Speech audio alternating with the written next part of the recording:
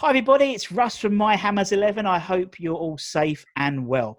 Today's guest, he was club chaplain at the West Ham for a period of time. He's now the Archdeacon of West Ham. It's Elwin Cockett. Hi Elwin, how are you? Hello Russ, I'm doing well, thanks. I can see you've managed to get to the ground, which is very good of you. I managed to sneak in with a few thousand other people. I think it's West Ham Spurs in the background, isn't it? Oh, I think so. Yeah, no social distancing there. Anyway, how's things? How's life in the obviously the strange times we're living at the moment? Well, it seems to me some people are really busy and some people are really frustrated at not being able to do anything. I'm in the busy mode. I've got a lot to do at the moment, but all working from home, which is fine. Yeah, brilliant. But obviously, as well as being the club chaplain, you're obviously a West Ham fan, which always helps. And that's what we're doing at the moment. We're interviewing lots of different people around the world, lots of different ages about their experiences of West Ham, their memories, and also a bit about their favourite players. So for you, and Elwin, what was your sort of earliest recollection of West Ham?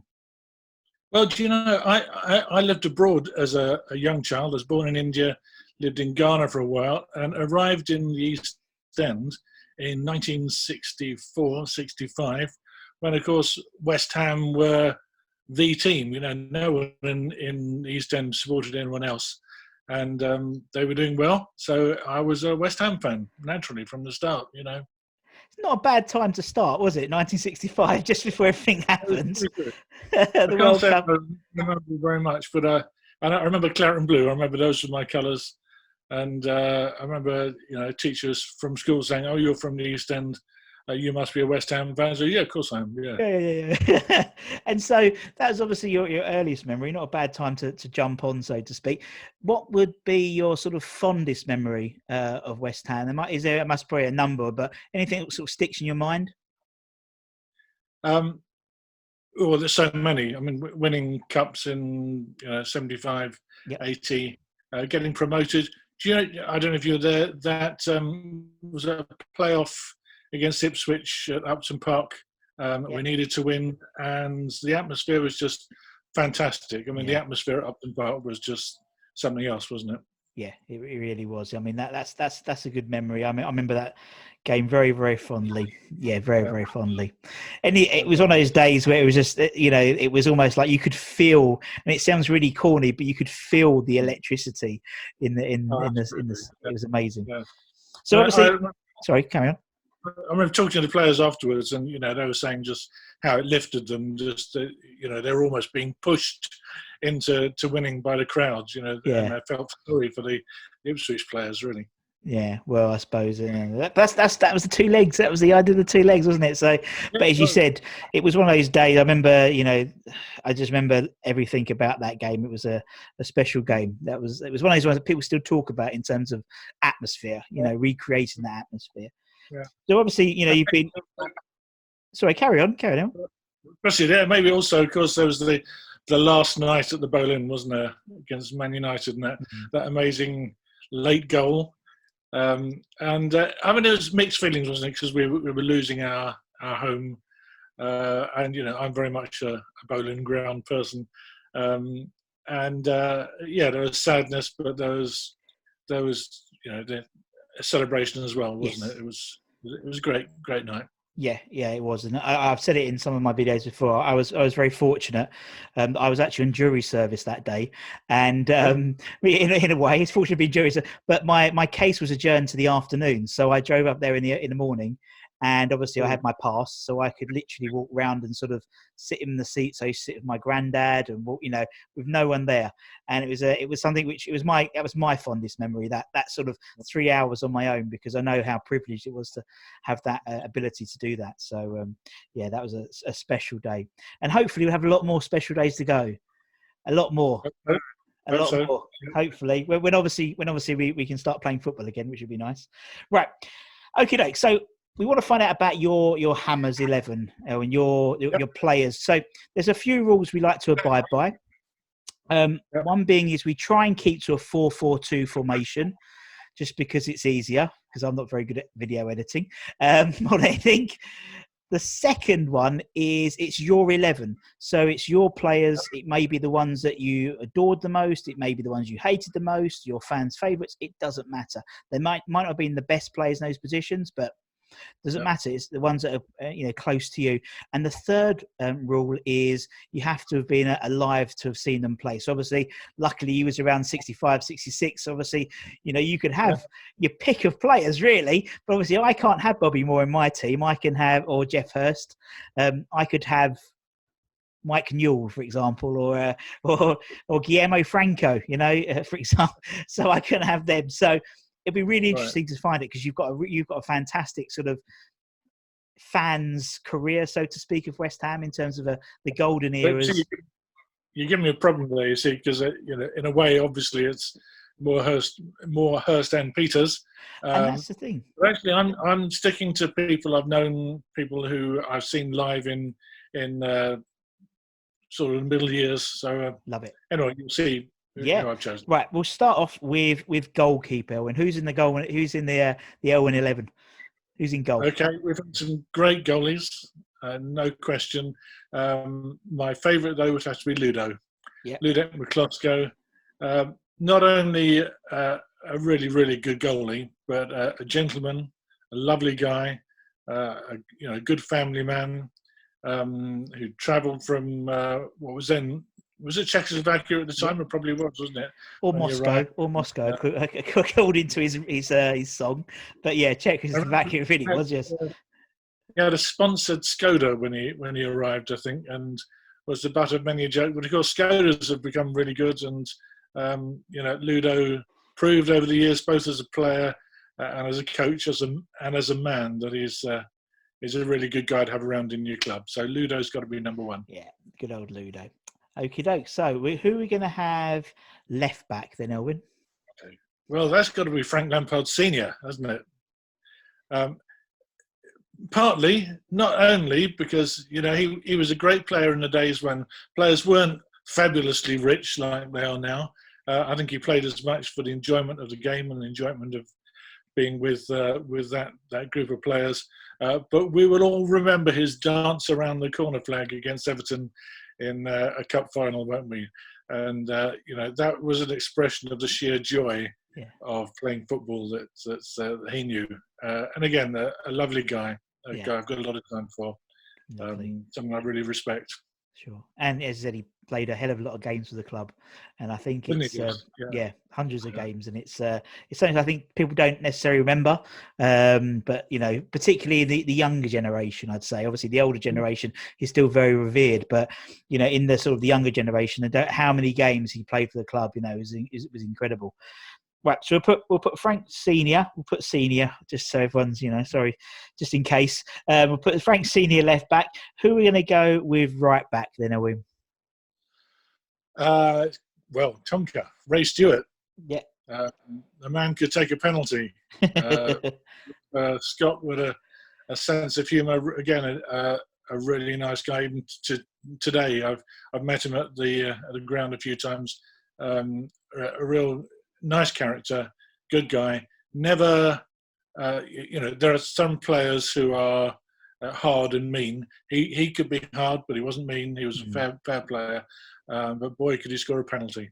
Yeah, exactly. And we've been saying that it's been a theme that's come through quite a lot. No one does penalties like that anymore now. No one just wallops it like him and Julian used to do. No one does that anymore now. They all place it and try and dink it and try and be too clever. Okay, so we'll put Lampard on the left. We'll put Stewart on the right back. Who are we going to have in your centre-back positions then, Elwin? Well, I've got two, obviously. Yep. And one's got to be Bonzo. Yep. Bonzo, both as a player, as a manager, someone I would have absolute respect for. I think any player would. And Bonzo, when I was invited to be the club chaplain by the board, I was told to go and meet Bill at the training ground. So I went along, and I absolutely worshipped the guy as a player. Yeah. And so my heart was in my mouth. And I went along, and he was there, and he looked me up and down and said, "You'll do."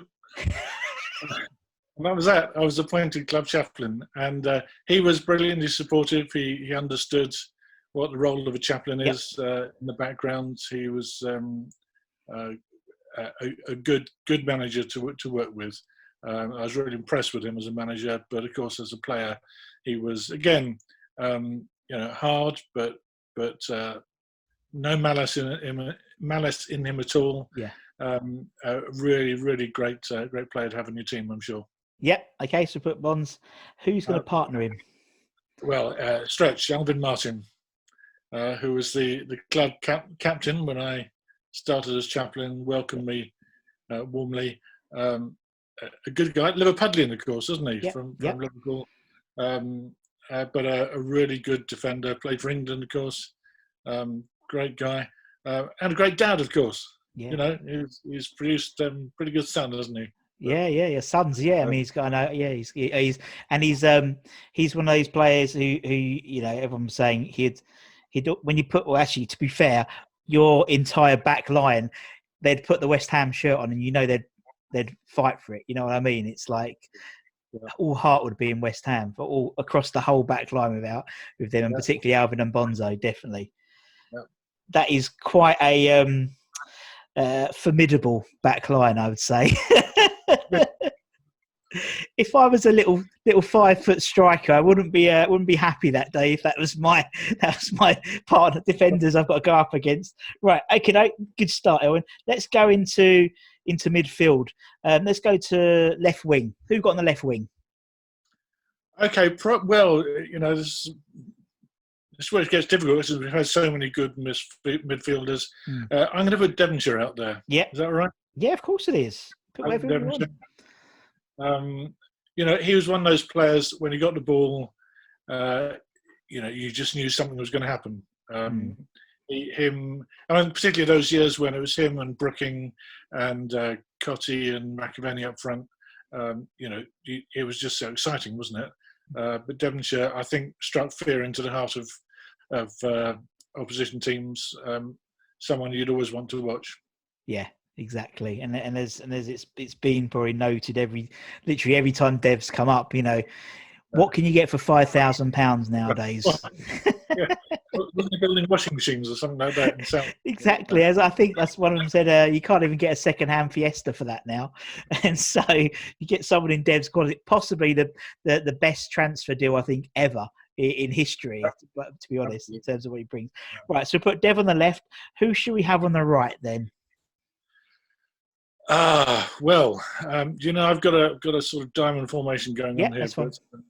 There's got to be room somewhere for Joe Cole, hasn't there? Yeah. Whether we put him in the middle or on the right, I don't know. But Joe, again, a bit like Dev, a player who, when he got the ball, you knew that he could do things with it. A great player to watch in training as well as on the pitch. Some would say he didn't really fulfil his potential as a player. I think he could have been one of the world's top players, but a great player to watch, an incredibly skillful guy, and a very nice young man as well. Yeah, and I think it's one of those things where a lot of people have commented that maybe he had so much pressure on him at such a 12, 13, really. It's tricky. If he wasn't English, it may have been different. Do you know what I mean? It's like England tends to pile all the pressure onto one player who's the golden child. And unfortunately, I think but as you said, I think the fact is he's a West Ham boy. He came back twice. He played 2 spells for us. He was captain. Obviously, the season went down, unfortunately. But I think he's. That's obviously my era. He was the one who was exciting. He'd get you off your seat. And I think West Ham play best when they have someone who does that. And so, okay. That's a pretty skillful 2 already we have. Who are we going to have? Who else is going to have midfield then, Elwin? Well, I think with those 2 skillful players, you need someone who's going to be a hard-working terrier in the middle, winning the ball. And who better than John Moncur? Oh, do you know? Oh, Elwin, you're a man of my own heart. Right. Monks. Yeah. Particularly so many times towards the end of his career when he wasn't in the first 11, we'd be starting to lose control, and Harry would put Monks on, and he'd put himself about a bit, and he'd get the ball, and we'd be okay. So Johnny Monks, definitely. Johnny Monks, brilliant. And who's gonna partner Johnny then in that central midfield then? Well, this is where it gets difficult because I've got 3 players that I want to use more up front, but let's put him back into midfield a bit. Paolo Di Canio. Okay, I like it. Yeah. Another player of heart and skill. Not always doing the predictable thing. Remember sitting on the ball because he wasn't allowed to take a penalty. Was it something like that? Oh no, Bradford City, yeah. Or he was getting fouled and he didn't like the ref. But a man of absolute passion, would occasionally ask for a blessing, before a game. Really? But a great person, great character having your dressing room, I think. Yeah, definitely. And as you said, the unpredictability, that's what endeared him to West Ham fans, I think. The fact is, anything could happen, and it did. I was rewatching. Go on, Karen. The great goal, the greatest goal ever scored. I think it was in the director's box at the time, and I was in line with him. And I remember the ball coming over from Trevor Sinclair and seeing it get to Paolo and thinking, what, he's going to hit it like that? Bang into the net. So, couldn't believe it. Just fantastic. Amazing player. I was watching his. Someone was putting one of his montages on YouTube, his goal montages, and the goal he scored against Arsenal. And I totally didn't realise that he had his shorts on backwards. And so if you go back and watch again, he had his shorts on backwards because he thought it was bad. He always played really badly against Arsenal or something like that was the story. And he does have his shorts on backwards. I thought it was a joke, but it was true. He's just absolutely crazy. And him and Monks in the middle, that is... It'll be entertaining. And at least he'll get the yellow card first with Monks. So, yeah. Right, okay, so there's your middle. Who are we going to have up front then, Owen? Okay, a great pairing. We're going to have Trevor Brooking. Couldn't leave him out. Okay, stick him up front. Yep, nice. The tall guy. I know he didn't head the ball very often, but he headed the ball on one particular important occasion, didn't he? Did the job then, yeah. Did the job then. It was said he was trying to get out of the way, but I don't believe it at all. I'm sure it was absolutely intended. But yeah, Trevor Brooking up front, a gentleman. Came back, didn't he, to manage for a little while. A really important person in the world of football. And a key man in the history of our club, I think. Yeah, no, definitely. It's a good shout. And who's going to partner him then up front then, Owen? Well, it's got to be Tony Cottee. You're going to put Tony Cottee. I remember thinking when I first saw him, his thigh muscles were as wide as though the legs were long. He was a bundle of muscle.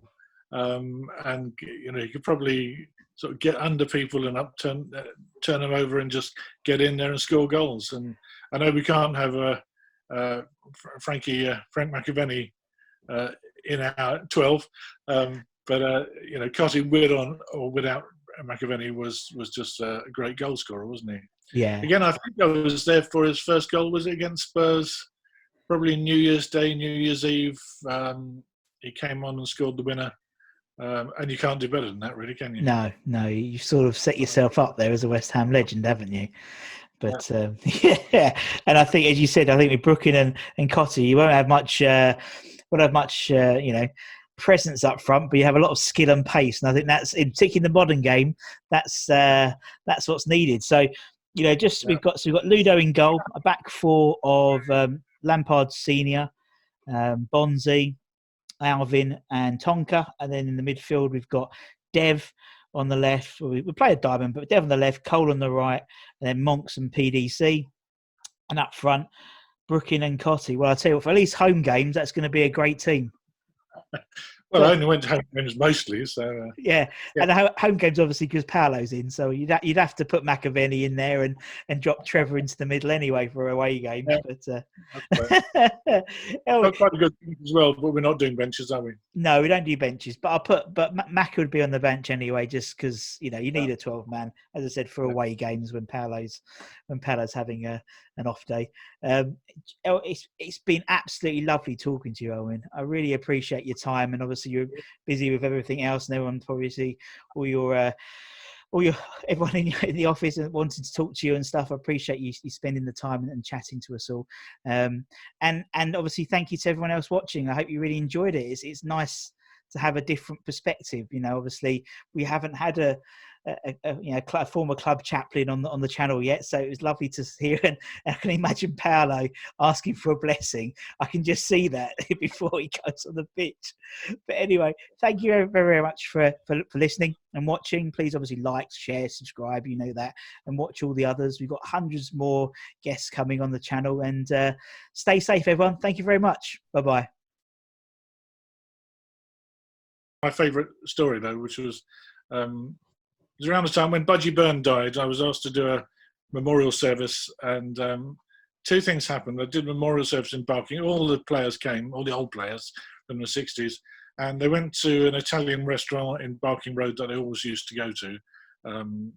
And I could see there were more people there than seats, so I sort of hung back a bit. In the end, there was only one seat free, which was next to Geoff Hurst. And Geoff turned around, looked at me and said, "Brave, come and sit next to me." So I sat next to Geoff and, got to know him a bit. And on another occasion with Geoff, I took my little daughter with me, and I saw Geoff, and Geoff came up and said to my daughter, "Hello, I'm George Best." And she looked at me and said, "No, he's not. He's Geoff Hurst."